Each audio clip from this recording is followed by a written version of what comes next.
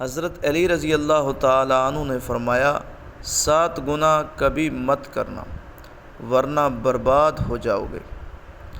حضرت علی رضی اللہ تعالی عنہ کی خدمت میں ایک شخص آ کر کہنے لگا، اے علی، وہ کون سے ایسے بدترین گناہ جو انسان کے رزق اور عزت کو ختم کر دیتے ہیں اور دنیا و آخرت میں انسان کو اس طرح ذلیل کرتے ہیں کہ کوئی اس کا مددگار باقی نہیں رہتا۔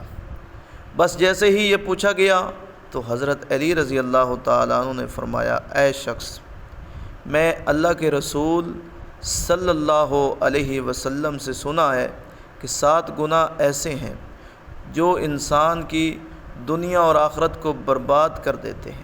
اگر چاہتے ہو کہ اللہ تعالیٰ کا خاص کرم تم پر برقرار رہے تو کبھی بھی یہ 7 گناہ نہ کرنا۔ تو وہ شخص عرض کرنے لگا، اے علی رضی اللہ تعالیٰ عنہ، وہ 7 گناہ کون کون سے ہیں؟ حضرت علی رضی اللہ تعالیٰ عنہ نے ارشاد فرمایا، پہلا گناہ اللہ تعالیٰ کے ساتھ کسی کو شریک کرنا۔ سب سے بڑا گناہ شرک ہے۔ اللہ تعالیٰ نے قرآن پاک میں ارشاد فرمایا ہے کہ شرک کو اللہ تعالیٰ معاف نہیں کریں گے۔ شرک کے علاوہ دوسرے گناہوں کو چاہیں گے تو معاف کر دیں گے، اور جس نے شرک کیا اس نے بہت بڑا گناہ کیا۔ شرک بہت بڑا گناہ ہے، لہذا شرک سے ضرور بچنا ہے۔ دوسرا گناہ جادو کرنا۔ جادو کرنا بھی بہت بڑا گناہ ہے۔ جادو حرام ہے بلکہ کفر ہے۔ اگر کوئی اس کو جائز سمجھ کر کرتا ہے تو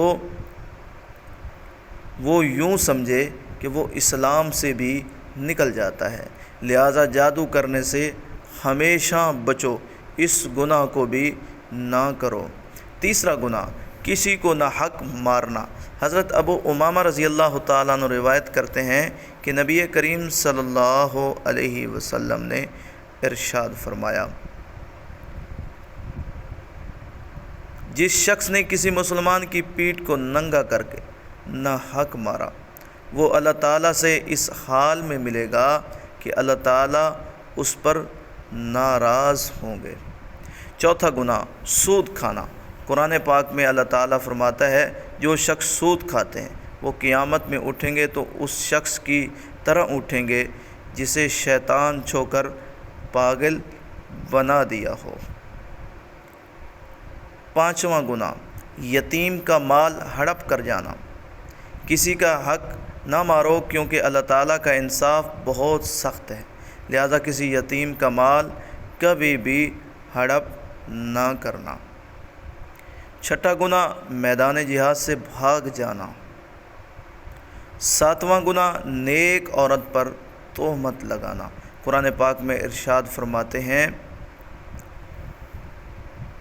کہ جو پاک دامن عورتوں پر زنا کی تہمت لگائیں پھر 4 گواہ نہ پیش کر سکیں تو انہیں 80 کوڑے لگاؤ اور کبھی بھی ان کی گواہی قبول نہ کرو، یہ فاسق لوگ ہیں۔